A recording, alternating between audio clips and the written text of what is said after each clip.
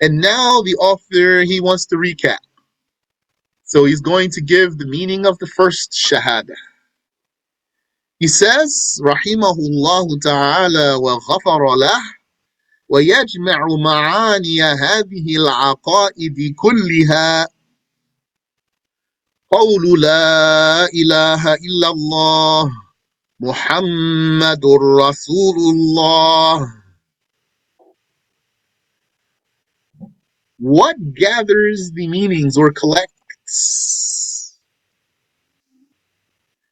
Harvests brings together the meanings of all these convictions is the statement, no one is God but Allah, and Muhammad is the messenger of Allah. Yes, Allah revealed the way of summarization. Allah is the one who sanctioned this statement, La ilaha illallah, Muhammadur Rasulullah.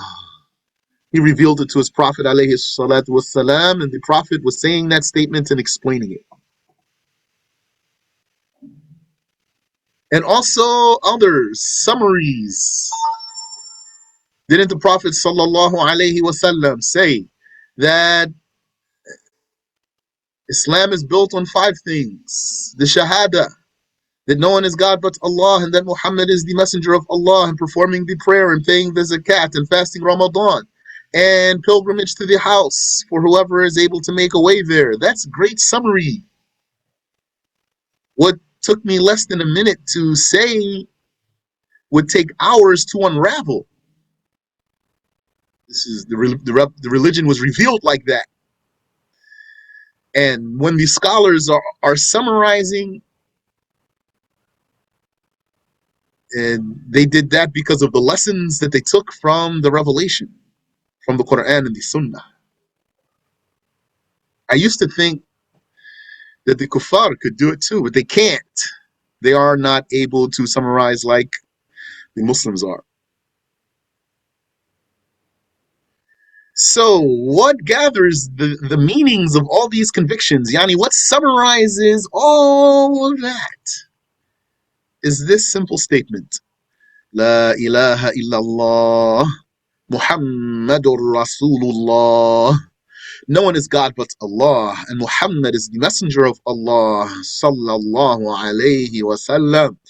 إذ معنى الألوهية استغناء الإله عن كل ما سواه وافتقار كل ما سواه وافتقار كل ما عداه إليه.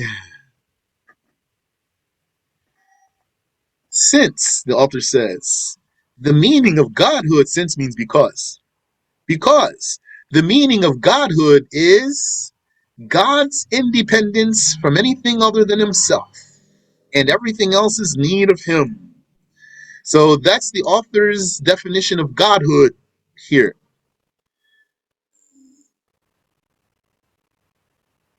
And that's a considerable statement. Because others, like our Shaykh Rahimahullah and Al-Ash'ari himself, they define Godhood in other words. Al-Ash'ari said, Rahimahullah, Godhood is the power to create.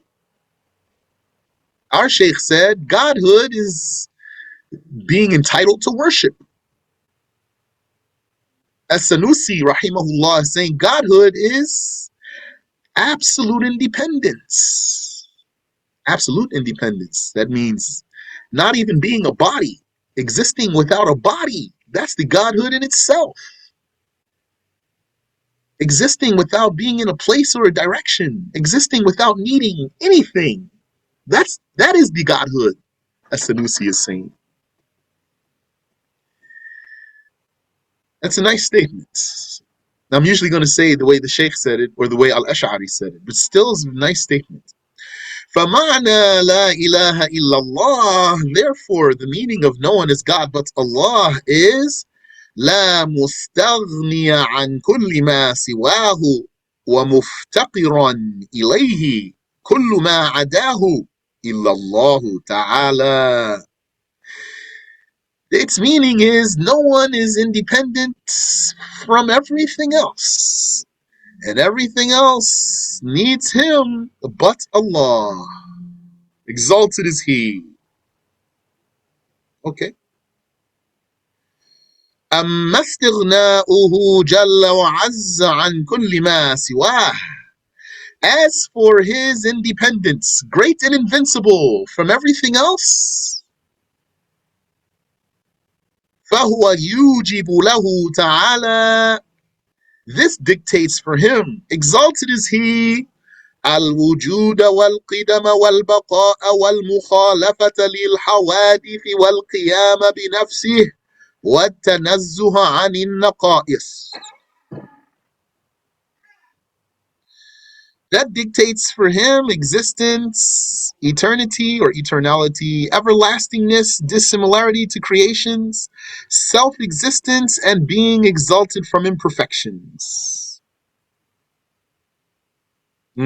So he's tying that into the negating attributes, which his independence is itself a negating attribute. And he has, in this explanation of his, put it in line with the other negating attributes. He's saying this independence, which is Godhood, according to him, it dictates his existence. Of course, that's a self attribute, not negating attribute, existence. But eternity, that's a negating attribute. Everlastingness, that's a negating attribute, according to the author. Dissimilarity, that's a negating attribute. Self-existence, it is the independence. And being exalted from imperfections, so that's the negation of imperfection. Eternity is a negating attribute because it negates having a beginning. Everlastingness, according to the author, is a negating attribute because it's a negation of having an end. Dissimilarity is a negation of having a comparison. Self-existence is a negation of having a requirement. And being exalted from imperfections is a negation of flaws, is a negation of flaws. Nice, nice. You can sense the author's mastery of the Aqidah. He says, ويدخل في ذلك وجوب السمع له تعالى والبصر والكلام. And included in that, yani included in the necessity of his being clear of imperfections, is the necessity of hearing for him. Exalted is he, and sight, and speech. And these are not negating attributes. These are existential attributes. إذ لو لم تجد له هذه الصفات لكان محتاجا إلى المحدث أو المحل. Since had these attributes not been necessary for him, he would need an event creator, or a vessel, or who wards off deficiencies for him. ويدخل في ذلك وجوب السمع له تعالى. And included in that is the necessity of hearing for him. Exalted is he. والبصر والكلام.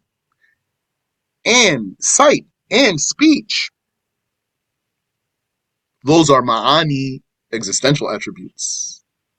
إذ لو لم تجب له هذه الصفات, since had these attributes not been necessary for him, these existential attributes, had they not been necessary for him, لكان محتاجا إلى المحدث. He would have been needing or needy, he would have been needy of the event creator, or oil mahal, or a vessel, yani something through which to exist, something to exist by extension of it. أو من يدفع عنه النقائص, or he would be in need of who wards off deficiencies from him. Now, some scholars, they said, the proof that Allah does not need anything is that had he needed something, then he would have to change and become not needing something. And change is impossible to be an attribute of his. Therefore, he does not need anything.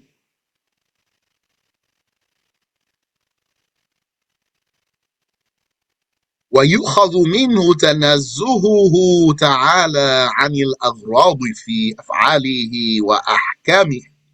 And taken from that is his being cleared from or cleared of having motivations in his doings and in his rulings. Exalted is he. وإلا لزم افتقاره إلى ما يحصل غرضه, or else he would need what enables him to achieve his goals. كيف وهو جل وعز الغني عن كل ما سواه. How could that be when he, great and invincible, is the unneedy of anything else? Yani, if God had motivations, then this would mean he needs something.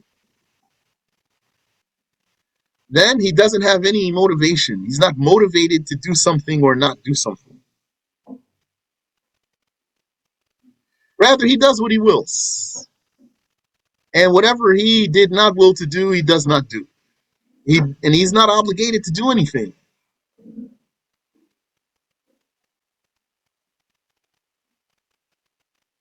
And that's what this one says right here. ويؤخذ منه أيضا أنه لا يجب عليه تعالى فعل شيء من الممكنات عقلا ولا تركه. So that's good. It means my mind is flowing in accordance with what he has presented. And also taken from it is that it is not obligatory on him, exalted is he, to do anything. It's not obligatory on him to do anything possible intellectually or mentally possible, nor leaving it undone. That's not obligatory on him either, to leave anything undone. إذ لو وجب عليه تعالى شيء منها عقلا كالثواب مثلا, since had anything of the sort been necessary on him or necessary for him, obligatory on him, intellectually, exalted is he, like rewarding, for example, bestowing reward, لكان جل وعز مفتقرا إلى ذلك الشيء ليتكمل به غرضه. Then he, great and invincible, would be needy of that thing itself, so to fulfill his goal. إذ لا يجب في حقه تعالى إلا ما هو كمال له, since nothing is necessary for him, exalted is he, but what is perfection for him? Whatever is perfection for him, that's necessary. Like we're going to say, existence for God is necessary, and power and will and knowledge and hearing and sight and speech and life. Not doing something possible, though. Nothing is necessary for him but what is perfection for him. How could this not be when he, great and invincible, is unneedy of anything else? Question mark. Wallahu a'lam. We'll stop there.